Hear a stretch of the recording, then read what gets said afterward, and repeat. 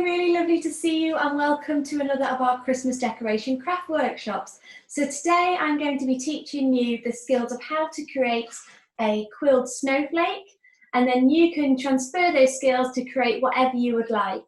Now I am teaching this tutorial on the basis that you already know the basics of quilling, and if you don't, I've linked a video in the description box below, so do have a click on that. Get to grips with the actual quilling method first before going on to your design. It's quite difficult to pick up, but the more you practice, the easier it gets, just like most skills. So for this workshop, we'll need some quilling papers, a pot of PVA glue and a cocktail stick, a quilling tool, a pair of scissors, plastic sheet to cover our table. Remember, wear clothes you don't mind getting gluey, and it's really hard to get off clothes sometimes. And then something that I've not shown how to use before is a circle tool and a pair of tweezers. So that's what we're going to need today to create something like this. So if we clear our area and lay out our plastic sheet. Now, unlike the quilling that I've done in previous videos, this quilling here stands alone by itself. I've not stuck it down onto any paper, and that's why we're going to be making on the plastic sheet, because then it's easy to peel off at the end. So I've done blues and whites and greys in my one. Now I'm going to continue doing those kind of colours, but of course you don't have to if you want a multicoloured snowflake, or maybe you're not doing a snowflake and maybe you want to do something totally different like a Christmas tree or something even non-Christmassy. So this technique of getting the papers and putting your quilling paper in the tool is explained in the other tutorial. So I'm just going to make a basic coil.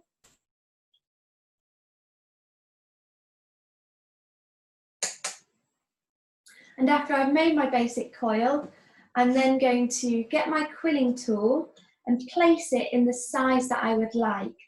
Now before, when I've taught this, we would just expand it with our index finger and our thumb until we find the approximate size that we'd like. However, with a snowflake, you really want it to be symmetrical. So you're wanting them to be exactly the same size. So choose a size that you want. Obviously, if I went for this size up here, the massive one, then it's not going to expand to that big. So go for one of the smaller ones. So I'm going to put it in number 18 now and let it expand. And then I'm going to take my piece, carefully letting it not expand anymore. And then I'm going to glue the end here. Now you can use a Pritt stick, or I'm going to use PVA glue. So just a little bit on the end here, and then I'm going to gently stroke it down a few times. There we go. I'm now going to make lots of pieces the same size using the same size circle. Do be aware that if you roll it up really, really tight and you're pinching really hard, it's going to find it difficult to expand. So do just roll it gently, especially if you're wanting quite a big circle. Now I've got my 5 pieces, I'm going to decide what shape I'd like them to be. So again, if you've watched the previous video, then you'll know that we can have petal shapes, we can have leaf shapes, we can have all sorts. We can have triangles, ovals, and pretty much anything as long as you can shape it with your fingers. So for these, I'm going to make some petal or teardrop shapes. So I'm going to do that with all of these now. If your circles are coming loose at all, it'll just mean that you just need a little bit more of the PVA glue on them. Your fingers will get sticky doing this because you'll be stroking the PVA glue down onto the paper to make it hold fast. Now I've got 5 that are pretty much the same size. I'm going to arrange them how I would like. because I'm going to create a snowflake from mine.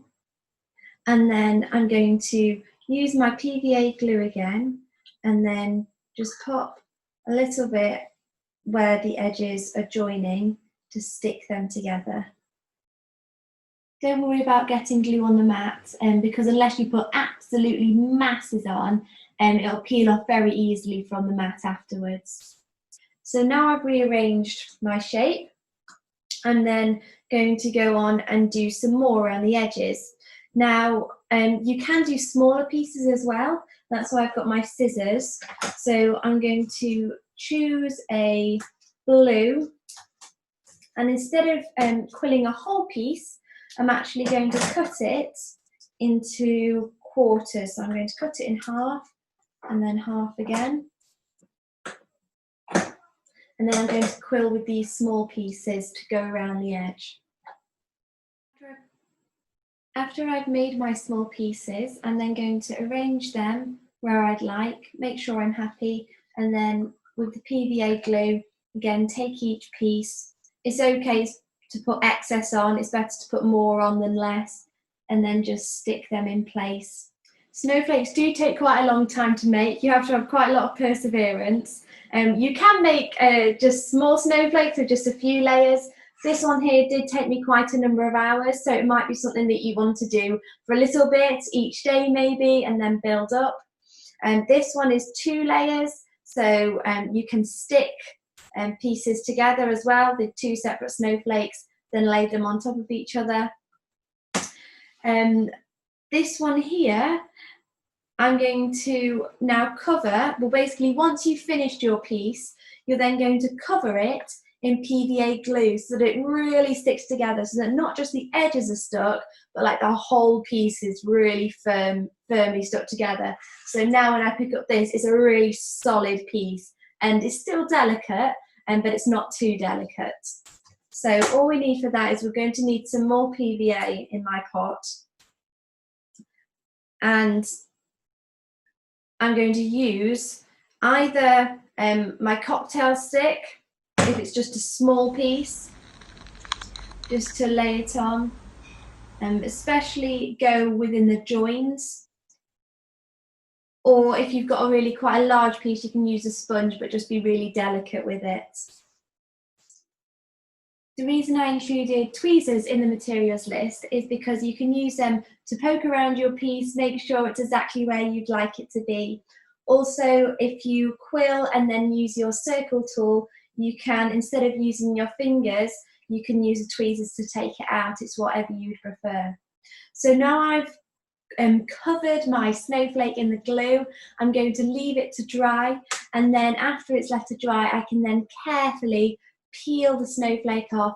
If it's still really delicate, just put another layer of PVA glue on, perhaps on the back as well, so that it's a really solid piece. If you'd then like to, you can even use a piece of embroidery thread to hang your snowflake up somewhere. And again, you don't need to do snowflakes. You can create lots of different patterns using these. This is just one idea.